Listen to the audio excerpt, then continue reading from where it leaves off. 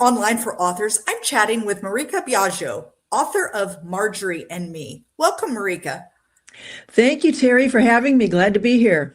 I am super excited to have you. Marika's been on my show before, which is fabulous. And I loved the first book of hers that I read, which was A Tall Girl and the Gun Guy, and I loved it. Gun Girl and the Tall Guy. Oh, I had it backwards. I'm sorry. And then, so this time we're talking about Margery and Me. But before we dive in, Maryka, can you give us a quick little elevator pitch? What are people going to find when they open up the cover? Margery and Me is based on the true story of the psychic in 1920s Boston who tangled with Harry Houdini. And if that isn't enough to make you jump right in, I don't know what wouldn't be. I want to talk a little bit about you and your stories, first of all. In your bio, you say that you love unearthing the stories of people overlooked by history and bringing them back to life. I want to know, how did that become your thing? Like, what made you say, this is what I want to do with the rest of my life? Yeah, I mean, I always wanted to write fiction, but I couldn't quite land on, well, what would I write a novel about? Right. And then I started doing some genealogy research and discovered an interesting story about my grandfather and decided to write a novel about that.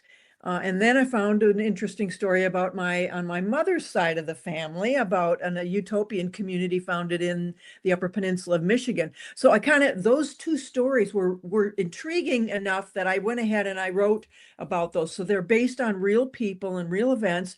And I just got hooked on doing that because I found it was really fun to feel like I was bringing these people back to life, that I was really trying to capture a sense of who they were in their times. Absolutely. I love that idea because, first of all, I love historical fiction. It's one of my favorite things. Like, if I'm going to pick up on my own accord with no one telling me what to do, I'm likely to pick up historical fiction. And I love research. And so between those two, this idea of like finding these stories, right, that are out there. It's not that they're not there. It's just that they're not the stories that everybody happens to know about, such as Margery Crandon. So I want to know, how did you find her? Like, what was the process of, oh, here she is, a psychic from Boston in the 1920s? I mean, that's kind of an unusual find. It is. Actually, the editor for my first novel at Doubleday sent me a book. I don't know, it was like in 2015 or 16 or so, called The Witch of Lime Street. It was a nonfiction about mostly about Margery and Me, but also it explained the spiritualism craze of the early 21st century, the 1920s. And I read that nonfiction book and I thought, this is a really cool subject for a novel. Nobody had novelized an account of Margery's life. And I just thought this would be a really fun project. And I was right. I loved writing this novel. So let's talk a little bit about the research to go into it. You read this one account, which was a nonfiction book. Was there other research that you did as well in order to come up with this novel? Yes. There are some earlier nonfiction books that were written about Margery, and I dug those up. I also read a lot about Harry Houdini because Margery and Harry Houdini really had a battle royale. And I really wanted to have a good sense of Houdini's personality. So I read quite a bit about him too. And there's a lot out there about him on the web, biographies and so on. So that was very easy to find. Right. I'm curious. I write historical fiction, but I always I create a character in my head. So I pick a time period and I pick a theme and then I create characters. I want to know this process because you're not writing a biography. Right. You're writing a novel. And so there's fiction involved. Exactly. And how do you know when to fictionalize and when to stick to the facts that you know? Oh, that's a great question. I love that question. Well, I always write out a chronology of real events. So I know, okay, this happened, this happened, this happened. And then I feel like the trick is stringing them together with dialogue and scenes that make sense, that make the arc of the story make sense. So I really do try to stick close to the historical record. But of course, we don't know the conversations Right. that Margery had with Harry Houdini or with the prize committee that was examining her. So all those things are made up. But I try as much as I can to get a flavor for who were these characters in real life, and then try to portray them in that respect. I always also include an author note at the end.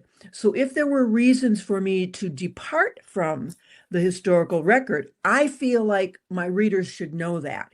In the case of Margery and Me, there were so many scientists that examined her and tested her that it would have been overwhelming and boring for the reader to read through all these various accounts. So I did some composites of Right. some of those scientists, but then I'd let people know that I had done that. Right, right. And I think that happens a lot in historical fiction, where people Yes. will take 2 or 3 events that happened over maybe a month and compact them into 2 or 3 days so that the reader gets a sense of what's happening without having to, because it's a novel, right? Right. And you want Yes. it to keep flowing. And you're right. If we had to read about every single scientist who examined Margery, we would say to ourselves, why are we reading this book? This isn't fun anymore, right? Exactly. Yes. Right. I mean, real life can sometimes be boring, but fiction mustn't be boring. Right, Fiction right. has to make sense. You have to have a good story arc. Right. So, yeah. Right. When it came to, I know that we're doing the fiction in terms of like conversations and things, but you must have some sense of who she is and the relationships she had to make these conversations feel so real. So, I mean, were there accounts like she obviously, at least from your account, she liked men a lot, Yes. and they liked her a lot. Yes. And I'm assuming that you found that somewhere. Yes, I did. Okay. It was clear that, from the historical record, The Witch of Lime Street and some other writings about her, that yes, she could be flirtatious. She was certainly a brilliant and cunning person. And kind of, she did know her way around men. Yeah. She was very, very canny in that respect. So yeah, just from what I read from the historical record, I realized yes, there's going to be that flirtatious element there. Right. It's going to be portrayed. It has to be in there. Right, because she seemed to always believe that who she was going to override anything else. Like, I'm Margery and everyone loves me. And I liked that about her. You tell the story from the point of view. I mean, we're hearing it from her dead brother. Right. That's an unusual way to write a book. Yes, I realize that. And I don't even know how to ask the question, but it's just an unusual way to write a book. Right. But I understand the question. So I started out doing, I do character sketches. So I, Right. Start putting down things I know about characters. And so that because I want to be sure that I have a sense of their psychology and their, the critical events in their life before I start writing. And in the process of doing that, Walter started talking to me. Oh no, sometimes Maryka. happens. No, I know. Yes. My characters talk to me all the time, and I tell people I do Yeah. a straitjacket. It's okay. It's really, to me, that's the magical part of writing. The research, you have to do the research. But then when these characters come to life after you've done your research and have a sense, then that's magic. So that's how I came to find Walter. Walter found me in a certain respect. I didn't find him. And I grew up with three brothers, so it wasn't difficult for me to imagine, telling the story from this brother's perspective. Right. And my editor at Doubleday, when I sent her a sample of this, she said, "Oh, no, Margery has to tell this story." And I said, "No, this is how I want to tell the story." She didn't like it. She didn't acquire it, but I was, to me, I wanted Walter to tell it. It just felt right. Well, and I think it was brilliant. I think it was brilliant to tell it that way. It gave it, I don't know, it gave it a character that you wouldn't have with coming from a first person retelling. Exactly. I think it gives the novel another dimension. Yeah.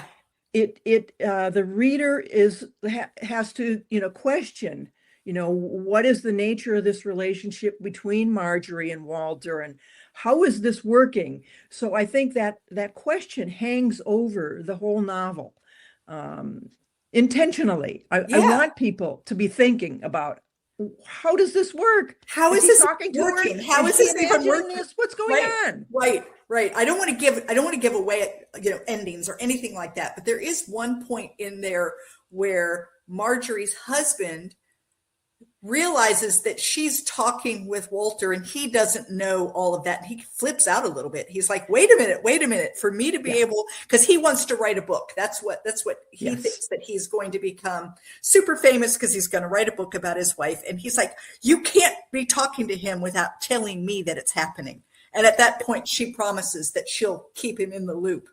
Right. It's kind of funny because she doesn't keep him in the loop. Yeah. Again, that's another element that kind of hangs over the dialogue, is how secretive Margery is being about Walter and why. Right. Right. I just found it to be fascinating. When you're doing this kind of research, I mean, I'm sure that there are all kinds of things that didn't make it into the book, because I've never done research where I used everything. I mean, there's always things. Was there anything in particular that you left out that you wish you could have put in, but it just didn't go with the flow? Honestly, no. Good. It just did really fall into place in terms of the critical events. And I think because I didn't want to bore the reader, and I had a sense of, where the drama was in this telling, that kind of became a way for me to decide what to include and what not to include. Right. So this whole spiritualist movement, this was at a time where people really began to believe in things like the seance and the talking to people in the past, etc. From your research, why did that kind of come up when it came up? Yeah, there have been several periods in fairly recent history where spiritualism became very popular. And the 1920s was one of those times. It was popular in both America and Europe. We had just, the world had just emerged from World War I, right, where there was devastating loss of life, a lot of mostly young men. And then there was the great influenza epidemic of 1919, which also claimed mostly young people. It appeared that more older people had developed some kind of immunity. So in going into the 1920s, there were so many people who were experiencing loss of fathers, sons, wives, daughters, children. Right. And so spiritualism just started taking hold. Mediums started offering seances, and people were hungry to commune with the dead. And there were several very prominent people who believed in spirituality. Sir Arthur Conan Doyle being one of them, and he and Margery and Margery's husband become acquainted because of this. William Butler Keats believed in spiritualism. So there were some very prominent people also behind it.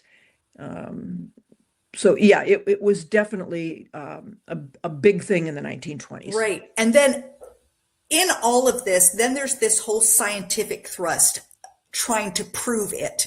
Right. Like there were people who believed it, and then there were these people who said, I need proof. I want to see proof. And so they developed this contest Right. where they were going to give a prize, I guess, to the first person that they found that was actually able to speak to the dead. But to do it, they sent in these scientists to conduct tests. Let's talk a Right. little bit more about that. Yeah, there was a public debate at the same time that you had all this interest in seances and spiritualism. There were detractors. And so these Gee, were just like today, there's always a detractor no matter what someone wants, right? exactly. So there was this great public debate raging at the time. And the Scientific American felt like they were going to do a public service by settling this debate once and for all. So they offered a cash prize to any psychic who could demonstrate bona fide psychic activity phenomenon. Mm-hmm. And they appointed a board of several scientists, and then they thought, well, then they brought Harry Houdini on the board also, which was interesting because he wasn't a scientist. He was kind of an outlier on this board. And at the time that they examined several people before they got to Margery and declared them all fakes. Right. And then when they got to Margery, they were extremely impressed. And by this time, Harry Houdini was on a tour and wasn't spending much time with the prize committee. So he weighed in late in the whole process, and then things got a little more complicated. Right. Then things got a little trickier. Did you ever find out why they brought Harry Houdini in and didn't just stick with scientists? What was the purpose of having him in? I think that they felt that having somebody who knew about magic, how to do things by sleight of hand, That the trickery behind it. yes, that they Yeah. thought that he obviously had this expertise, and that he might have a good nose for detecting fakery. That's what I was saying. A little bit of the can I find it myself? This is obviously a fake because if I were doing it, this is what I would have done. Exactly. This is how I would have done it.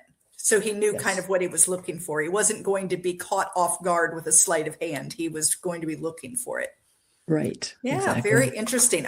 There's a part in the book which I think is funny where she's pretty certain that Harry Houdini is not going to be part of all of this, and she's very happy about the fact that he won't be part of it. And then, of course, all of a sudden he's back, and he swoops back. He swoops back in, and he is adamant that there is no such thing. He is. Unlike the scientists, which seemed to me to be coming at it with a very open mind, could it be possible? Let's see. Harry seemed to kind of come at it more of there isn't such a thing, and I'm going to do it. It's true. Houdini started out, somewhat of a believer in spiritualism.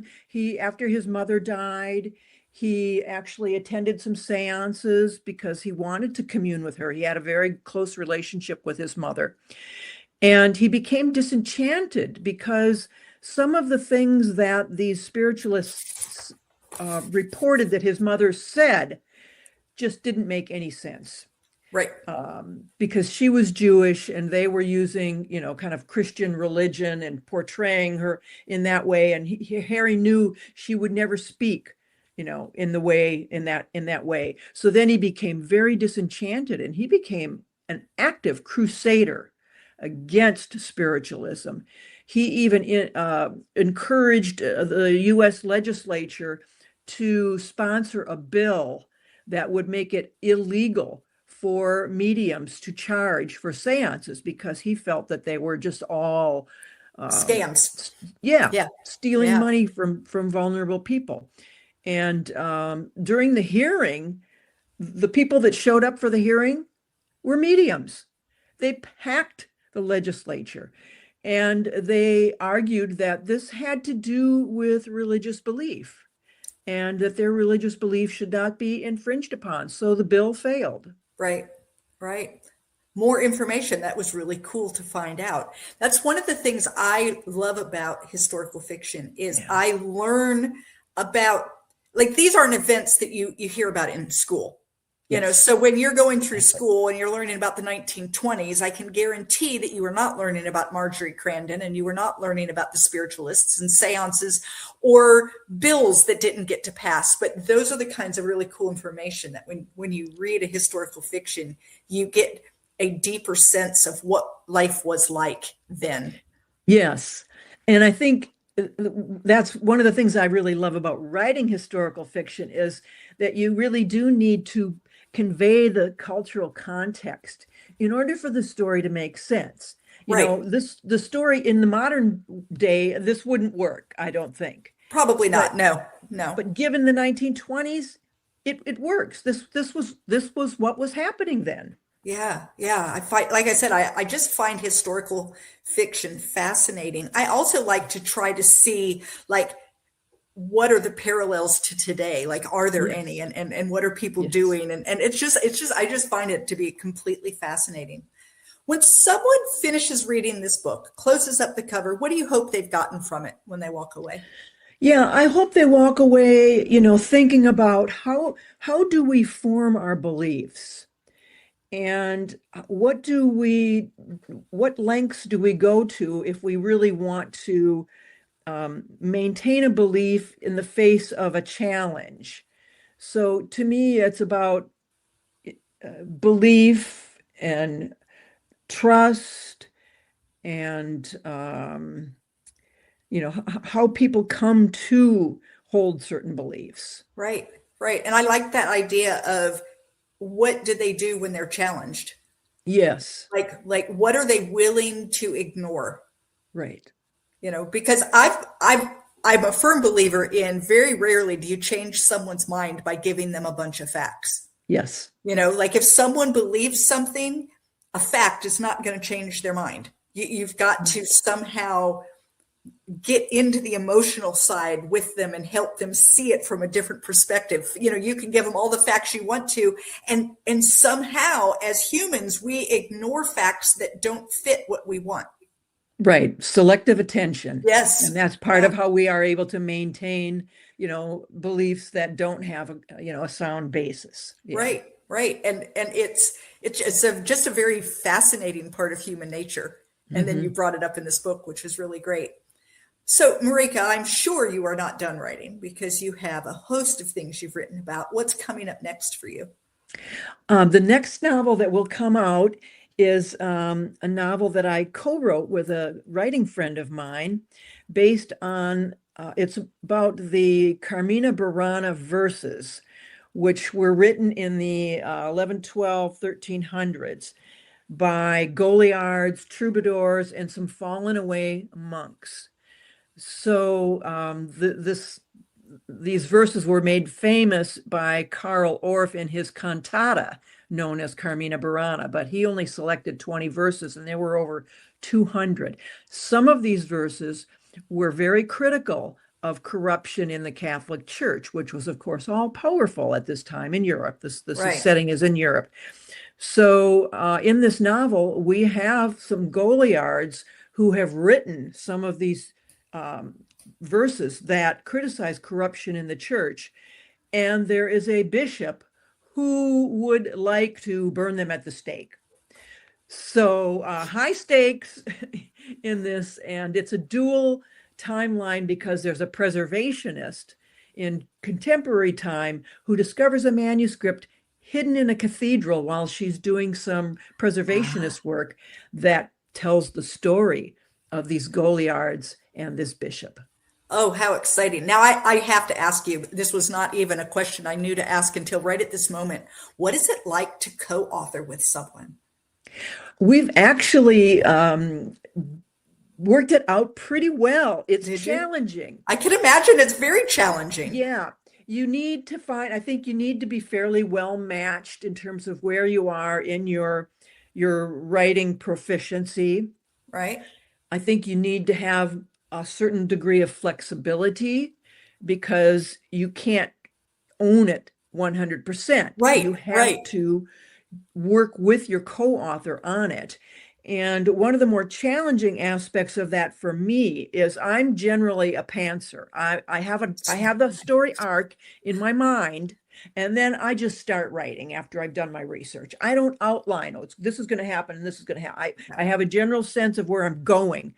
But when you're co-writing with somebody, that doesn't work very well. No, because they So need to know what they need to be doing, and how can they know if you don't even know? exactly. Yeah. So we had to outline the whole novel. So that was a different experience for I'll me, bet it but I saw was. the benefit of it, and it really worked for the co-writing process. I We think developed that's a little great. contract between us to deal with issues of division of labor and disputes and publishing approaches to how we're going to get it out there and so on. Right, right. Oh, that's really amazing to me, Marika. I tell people all the time, I love people. I love being involved with people, but I also say I don't play well with others. And by that, I mean I am very independent, and Uh-huh. I know how I want to do something. I know how I want to get Yeah. it done. I hate a committee. I can't imagine anything worse in the world than being on a committee, right? Like, Yes. and Yeah. so for me, the idea of co-writing with someone almost gives me, like, knowing you did it almost gives me a panic attack. Like I can't. Yeah. Yeah, I understand what you're saying. Yeah. Absolutely. Because it does, writing it's a solitary activity for the most part. And you're just, you're immersing in the story and you do have complete control over it. So this is a really different approach to writing when you do have to give up some of that control. So did you both write a scene and then decide what part you liked, or did you write something and then she wrote something and then you combined it? How did that even? Yeah. I'm in awe here. Well, we had a number of characters in the story, and we kind of divided up. Okay, I'll do these three characters, you'll do Okay. these three characters. So each one of us took the lead on certain characters. And then we would, of course, so we would kind of be writing in tandem as we're going through the Right. outline, and then we would exchange our drafts and make sure that they were melding and make sure that the style that we were writing in Right. worked. Right. That is just, I find that really fascinating. And I can't, and what is the name of this one?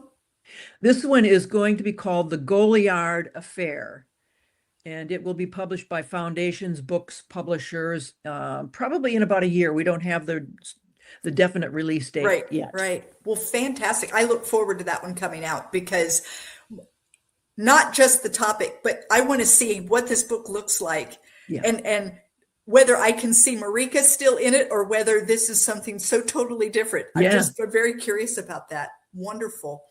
If someone wanted to get in touch with you about your writing, your process, maybe they've got a great, historical idea they'd love to pass along, what's the best way for them to get in touch with you? I have a contact form on my website, which is www.marykyabiaggio.com. So that's the easiest way to get in touch with me. Fantastic. And I'll have that in the show notes, guys. So you'll be able Great. just to click the link and go straight to her. Run out, grab the book. Margery and Me is fabulous. You are going to really love it. You're going to, I was so surprised at the end. You're going to love it. You're just going to love it. And once you've read it, make sure that you review it on Amazon, because that's something that as authors, we desperately need reviews and have trouble Yes. getting. And Marika, I want to thank you for being on my show. I enjoyed chatting with you again. Thanks, Terry. A fun conversation. Really appreciate being with you. Thank you for listening to Online for Authors, where I, Terry M. Brown, author of character-driven fiction and host of the podcast, introduce readers to characters they'd love to invite to lunch. Tune in next Tuesday for another podcast episode.